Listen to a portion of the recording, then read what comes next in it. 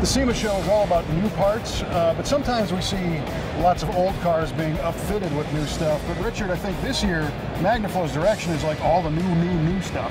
Yeah, we've definitely taken a step forward for 2015. There's a ton of new 2015 vehicles out there, and they are all steps forward. When you look at the Ford product line, the new 15 Mustang, the new 15 F-150, lighter weight, more power, again, all of those things are big attributes that they're pushing a new platform with, so we're there with obviously all the exhaust support to follow.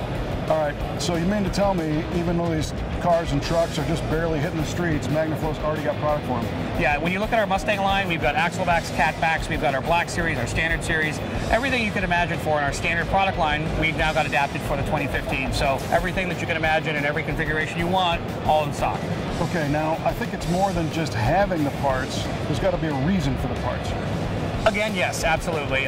When you look at that market, our consumer is very diverse. We got the guys that are all out race cars and they're buying our competition parts. 3-inch minimized restriction. You want a little bit more noise, a little bit more feedback. Again, ultimately for maximum horsepower. But then we got the other guy who wants a little bit of the style and maybe has a smaller budget, but wants to have a little bit of everything. You know, they want a little bit of sound, but not too much. They want a little performance increase. We got our axle backs, and again, we offer the same thing. You can get them our polished stainless or even our Black Series if you want something that matches that rear fascia. So tell me a little bit about the differences in those coatings. Well, one of the things is that we have a thermal resistive, high temperature ceramic coating that we're replacing, so durability is great. And in some of the applications we found that obviously as we move towards some of the new higher end vehicles and some of our diverse components in the European side, we found guys that really want to have the entire system coated. It's more of an aesthetic.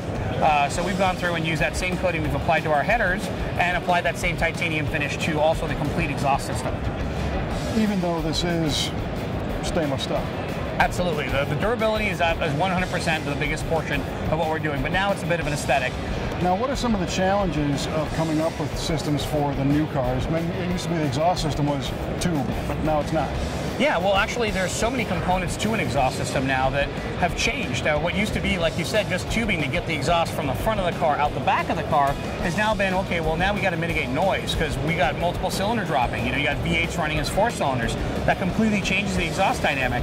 On top of that, well, you've got a car that made 400 horsepower that in idle mode or in the 4-cylinder mode is only making a third of that power. So how do you make that efficiently exit and not cause more back pressure? So again, valve systems, that's been something big you see with a lot of the OEs. It started with the Europeans, but the new C7 even incorporates a 2 or 4 valve system that allows pressure changes and sound changes based upon what user input or driving modes the car's in.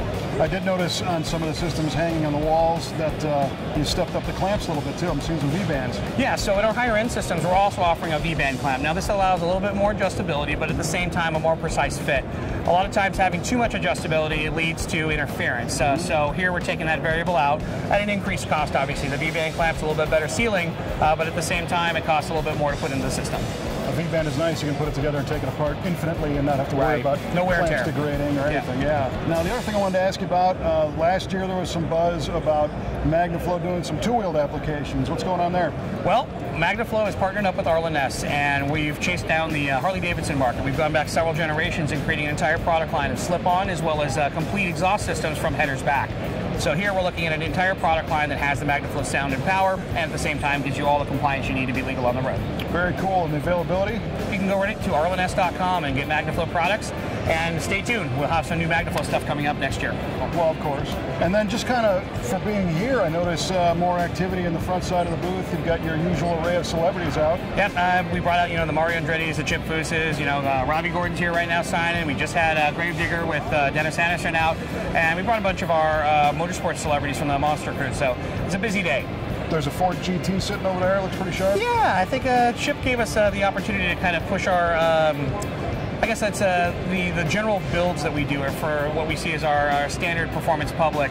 And we've kept our eyes on some of these higher end supercars and of course more of the aspirational vehicles. And Chip this year decided that he was going to take his anniversary gift that his wife gave him and give it a little bit more flair. He went with some new custom wheels and of course came to us and said, listen, we need a little bit more power, a little bit more performance, and we're going to change the back end. We want an exhaust that works without the bumper. So here we are. We've just created a production system that we can work with that. And finally, what's with the black welding war wagon over there? That's my mobile shop.